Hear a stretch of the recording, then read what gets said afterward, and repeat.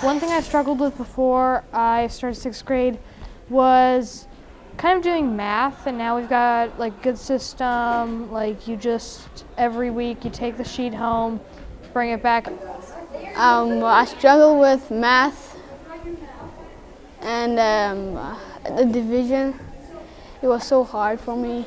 I really struggled with math because I wasn't really explained as well, and I didn't really get it. Science, technology, engineering, and math. One of my favorite moments was probably the STEM cell test we did. We created 3D cells using plastic and stuff, and I found that really fun. Well, my favorite project was the microscope that we built. So there's a lens to a laser pointer that we put into this plastic and put our iPad on, and it zoomed in a lot onto objects. So in the last year, my goal was to have formal projects that went with each unit. That's where the STEM part comes into it, the E for engineering. And with each unit, we had a different project that was somewhat maker-like. The project with the pinballs was the extreme maker project, but the other projects have all involved, making something for the class or for themselves in the same way. So the project started last year when Champlain College and Lars, the director at Generator, put out an email saying, would any teachers like to do a project that was a collaborative project between Champlain College and Generator? As I started thinking about the units that I had to teach, the pinball activity and the pin box was a great match for the human body systems and how the body is this series of actions that happen over and over. Kids are engaged with building and creating projects in the classroom instead of me supplying them all the answers. Having the pin box in the classroom helps to flip the idea that learning has to be a boring or a forced kind of situation. With the pin box, it turns learning into a game, and it makes it this fun challenge to learn more.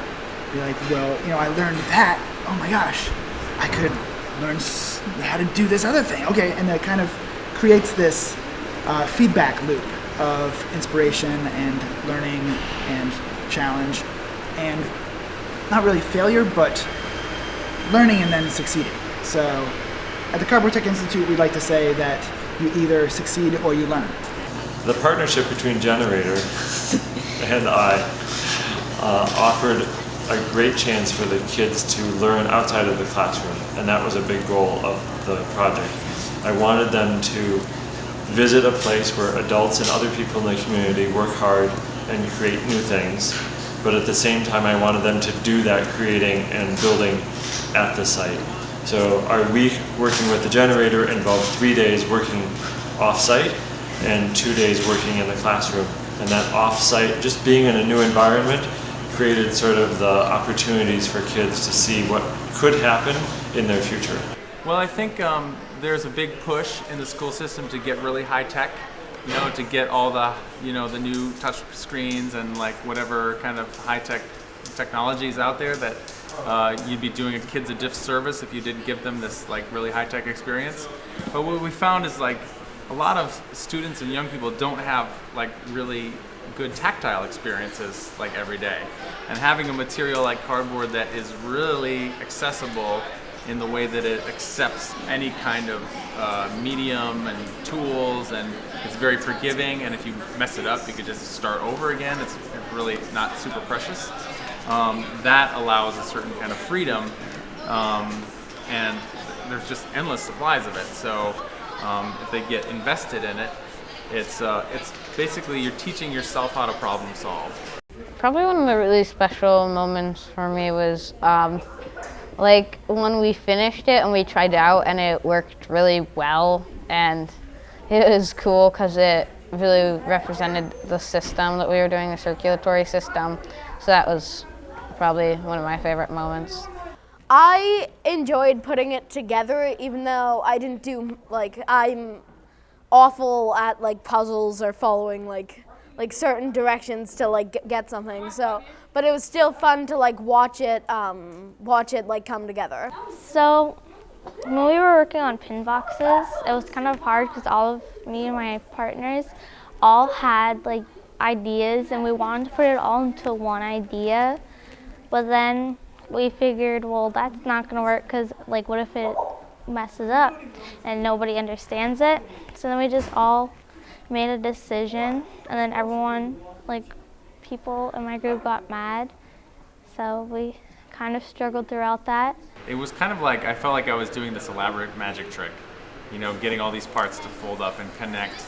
And, you know, this moment of like disbelief, oh, this is just cardboard, what the heck? It doesn't really amount to much.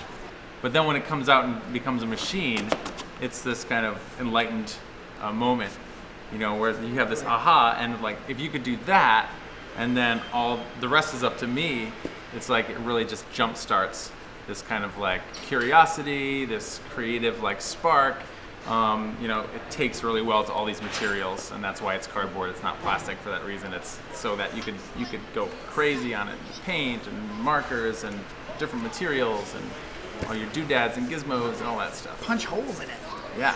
There's an O moment that happens, and it actually it kind of like starts in the legs, and then they're like, oh, and they like hop around like, oh, this, you can do it, and then they sort of make half sentences and wiggle, and then you know that they've got a GAC attack and they've caught the bug, and then they've just got this instant inspiration. It actually happens just like that.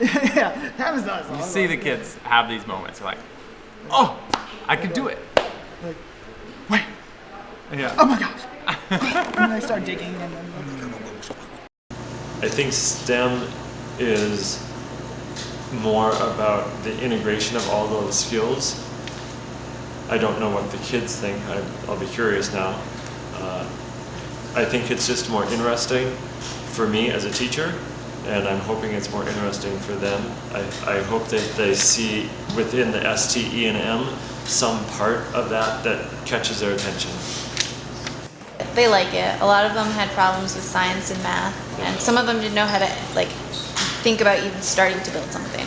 Just coming in general, like this class really helped them understand some of the things that a normal classroom wouldn't get, because they feel like they're actually doing a lot of hands-on stuff, so it sticks better. It's kind of what they were saying. Good. Which was good. I hope that all kids will be contributing members to society, will find something that interests them past 6th grade, will want to continue to be learners, and will see that creativity is valued in our society. When I grow up, I either want to be a musician or a baker. I want to be a lawyer. I want to be an engineer. A stay-at-home billionaire. When I grow up, I want to be a musician and an architect. I want to be a doctor, a dancer, and maybe a gymnast. A pediatrician or a gymnast. I want to be an architect. Probably a engineer like my dad. A doctor. When I grow up, I want to be a scientist. An NBA player. I want to be a doctor or a lacrosse player. When I grow up, I would like to be a violinist. I want to be engineer. I'm a pro skier or mountain biker. Either like a big canvas artist or a writer. I want to be, I guess, a college professor. I don't know what of, but just a college professor. An artist or a scientist. I want to be an author. I think people that watch this might wonder, is this something that they should do in their classroom? Other teachers, like, should I change my room to a STEM classroom? And I'm not sure that there's an answer to that. I think this way. I think about integrating science and math all the time, and because of that, my interests are fluid across the disciplines. But if you're a teacher who doesn't have that way of thinking, it's going to be really hard to try to blend those two together.